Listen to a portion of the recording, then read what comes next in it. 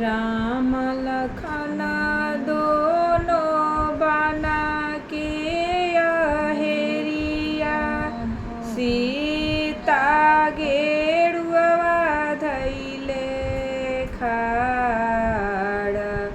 सीता गेरुआ धैले खाड़, गेरुआ बहर जानी होई हाय सीता, नाही त रावणवा हरले जाई, नाही त रावणवा हरले जाई,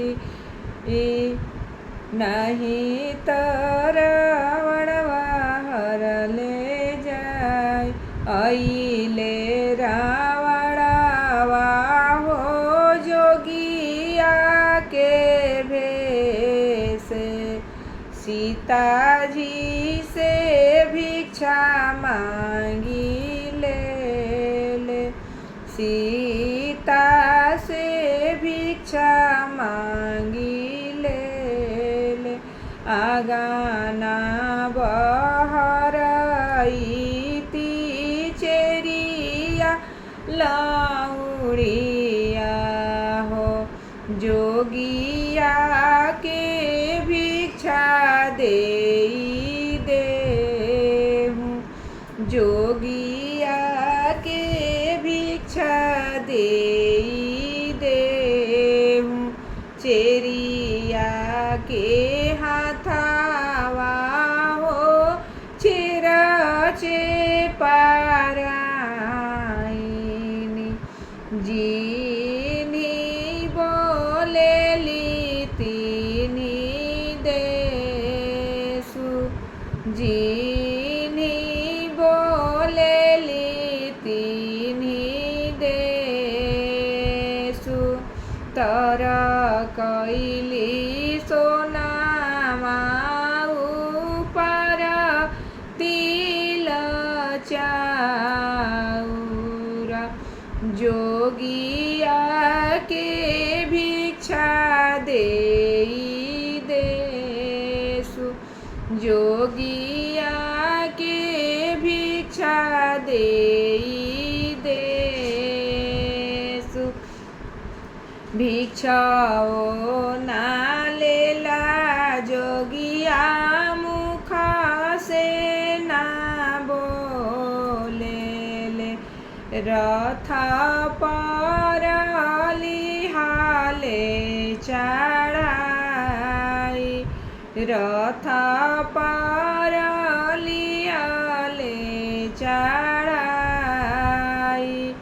राम लक्ष्मण दोनों बना के अहेरिया, सीता गेरुआ काहे सुना, हम तो से पूछिला चकावा चकैया, इहे बाटे सीता जी के देखला, एही बाटे सीता जी के देखला।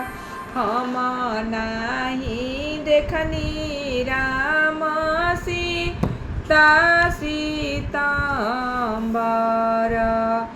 हमारा त पेट रे के आस, हमारा त पेटवे के भूख, दिन भर रहिले चकावा चकैया हो, रतिया अलग होई जाए, रतिया अलग होई जाए।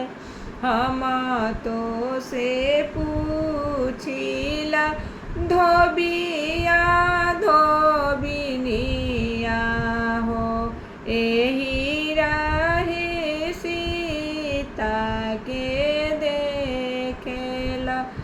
एही रहे सीता जी के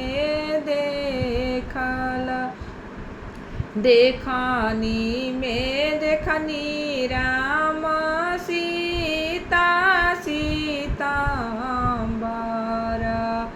सीता के रावणवा हर ले जासु सीता के रावणवा हर ले जास जियो तोरे धोबिया जियो तोरी धोबिया रे नैहर जेठ भाई जियो तोरे सुहाग संग साथ जुग जुग जियस धोबिन जेठ पूत तोहारी हो रह जनमाए हवात रह जनमाए हवात पूत जो सीता बताव उपदेश धोबिनी जुग जुग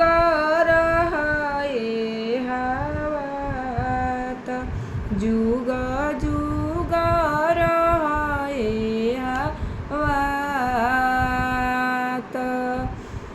विवाह गीत राम जी का अच्छा लगे तो लाइक करें, सब्सक्राइब करें, दबा के शेयर करें। राधे राधे।